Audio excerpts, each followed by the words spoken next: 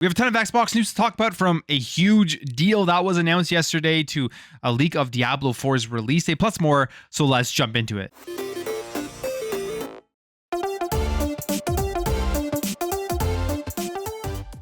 Alright guys, if it's your first time here, you like daily gaming news, you're in the right spot, so hit that subscribe button. So yesterday was absolutely crazy. What happened late at night, at least in my time zone. I had already filmed a video talking about all the stuff that had gone on so far in the last couple of days with the Activision Blizzard deal.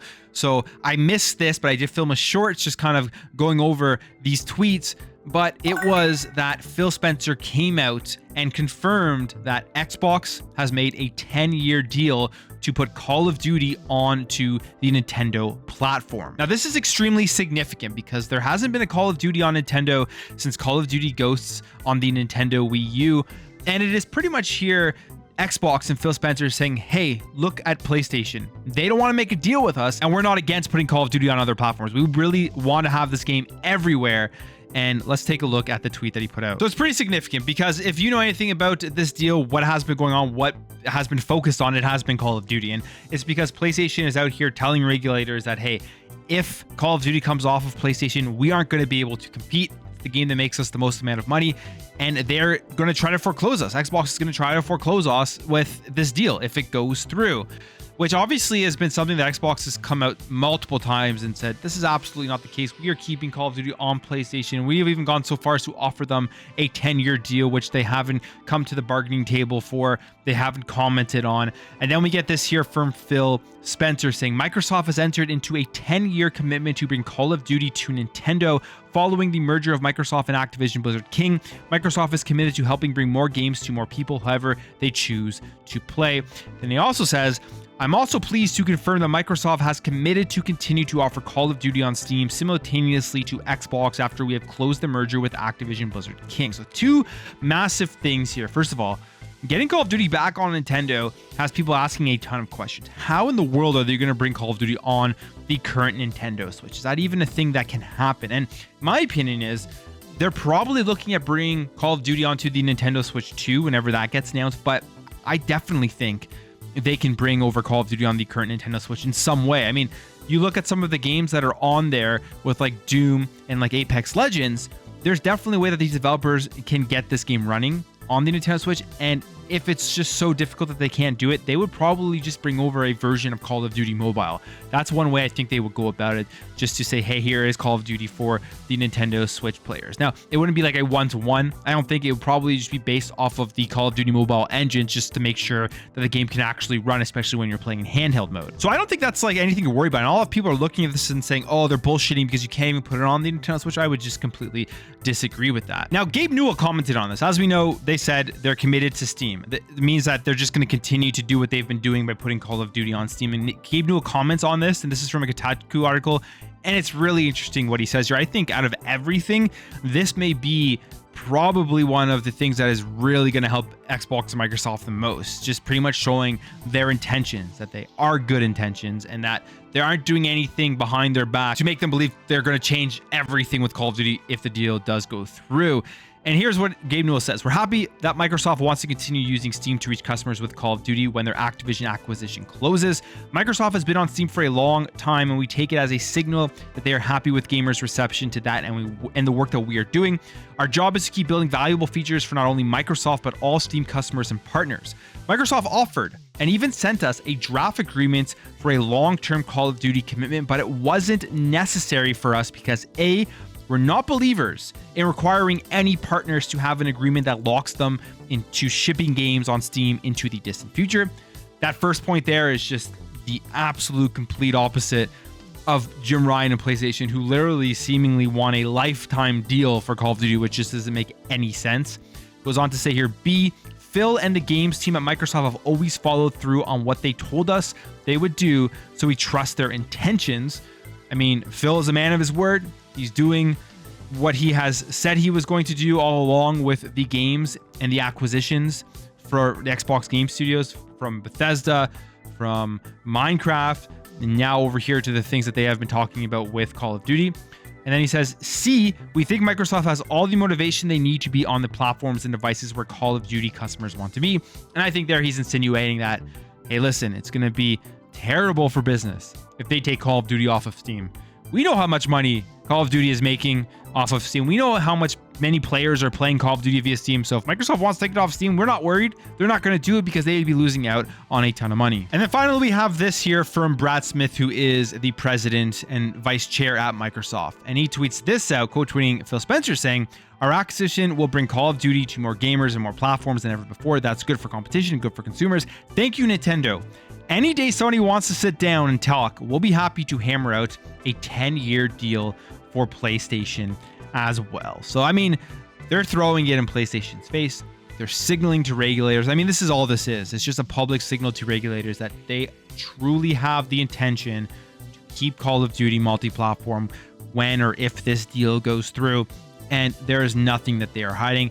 This isn't some big revelation of a deal or anything like that. I mean, I feel like Sony pushed Xbox to get that deal done right now with Nintendo, but I still think if this deal goes through, they probably would have still looked into bringing over Call of Duty to the Nintendo Switch platform. Maybe not right away, but maybe with the announcement of the next upcoming Nintendo Switch. So things are getting interesting. It's really all making PlayStation just look terrible. They're just sitting there alone in the corner, not willing to work with Xbox and Microsoft. They want to do anything in their power to make sure that this deal stops. And we will see how the regulators look at all of the stuff that has happened in the last 24, 48 hours. Next up, we have this, and this is cashback now is coming to Microsoft Rewards. As we know right now on Xbox, you have the Microsoft Rewards, and you can get access to getting things like more Game Pass subscriptions, gift cards, and lots of things. I've earned so many points through Microsoft Rewards. It actually is a pretty good program, but now they're going to be adding Microsoft cashback, and this is great to see. I mean, I'm happy to see this because you're going to be just incentivized to spend money within the digital ecosystem to get money back and make everything cost a little bit less. Yes, of course, this is a big thing for Microsoft because it will probably keep more people within their digital ecosystem where they are spending the money in there rather than going and buying physical games or buying codes from third-party retailers. And when we think about everything that's going on right now with the raising in prices coming in 2023 to $70. I think it's pretty bullshit, the fact that all these publishers are saying they need to increase the prices of their games in order to make money and be profitable. I don't believe it for a second because of the fact that, yes, you look at inflation. Sure, games are less expensive now than they were way back in the day. Like if you were to buy an Atari game right now, I think it would have been like $200 or just something crazy like that. But the industry, the amount of people playing have grown significantly. There's so much more money in it. People are spending so much more money per video game on top of the actual retail price. I don't buy it for 1 second. I think it's bullshit. I think that they are just using that as an excuse in order to go with the industry trends. And then you think about stuff like this, where digital games, why are they the same cost as buying a physical game? The distribution cost for it is far lower than creating a physical game. You'd think that they would be a little bit less money. You think that there would be some more discounts, but that isn't happening. But at least with this here, you are going to be getting some cash back, which will probably make you feel a little bit better about all the money that you spend within the Microsoft digital ecosystem. Next up, we have this. Diablo 4 looks to be releasing June 5th, 2023, as this was leaked within the Microsoft Store API. And it says here, this is from Aggiornamenti Lumia, Diablo 4 release date June 5th, 2023, size 80 gigabytes, and Xbox. And I can't wait for this game. I mean, we've seen some previews now in the last couple of days. People have been able to play a bunch of hours of it, and everything they're saying, everything that we are seeing within a lot of these videos is this game looks like it is going to be really, really good. I love Diablo. I love just everything about what they're going for with the graphics that we saw at the Xbox and Bethesda showcase. I can't wait for this game. And if this is a June 5th release date, that means there is a chance that the Xbox and Bethesda, the Xbox and Activision deal is going to be passing. Meaning, is this game going to be dropping into Game Pass day and date? That would be just crazy if the deal passes before June 5th, 2023, and then Diablo 4 comes on the Game Pass day and date. People keep talking about COD, but games like this are going to be huge to get people to go over and sign up to Xbox Game Pass. And last but not least, there is this. And it looks like there's a patent that Microsoft has that is going to be showing an Xbox controller with an LCD display at the top to be able to signify when you're connected to the cloud or you're connected to your native Xbox and stuff like that.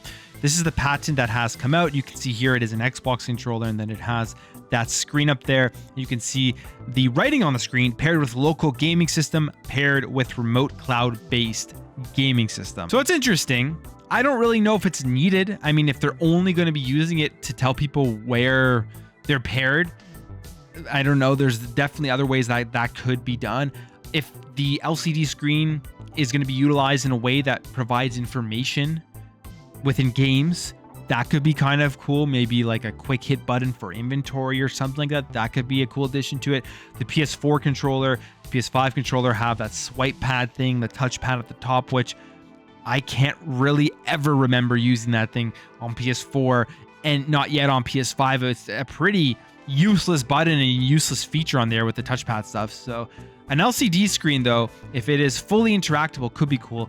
We've been hearing stuff about the Xbox controller now since they launched the Xbox Series X and S, because essentially the Series X and S controller is the exact same as the Xbox One, just a bit smaller, more ergonomic. I absolutely love it. I think it's the perfect controller. I wouldn't really want them to change anything, but people have always been debating, should they be adding features to it like haptic feedback and the triggers that are similar that are on the PlayStation 5 controller, the adaptive triggers or whatever they're called.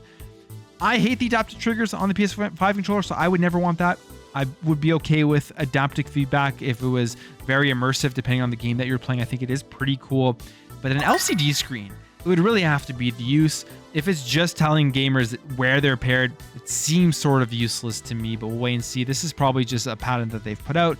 They're considering it because of all the places that you're going to be able to play Xbox games, and maybe this will just be a separate controller to be paired with Project Keystone or something like that, knowing that a lot of people are going to be playing their games on the cloud, and then if they get an Xbox later on, they're going to want to be able to switch between the two devices. But that's it from you guys. Let me know your thoughts on all this stuff. There's just a lot of Xbox stuff I wanted to go over, so let me know what you think about the controller patent, Nintendo 10-year deal, Diablo 4. What do you think about how that looks? Have you seen some of the previews? And just give me your entire thoughts of everything that's been going on this week. It'd be really cool to talk about that in the comments below. If you enjoyed this video, make sure to hit that thumbs up button. If you're new here and you like what you saw, consider hitting that subscribe button. Thank you all for watching. Thank you for your support, and I'll catch you in the next video.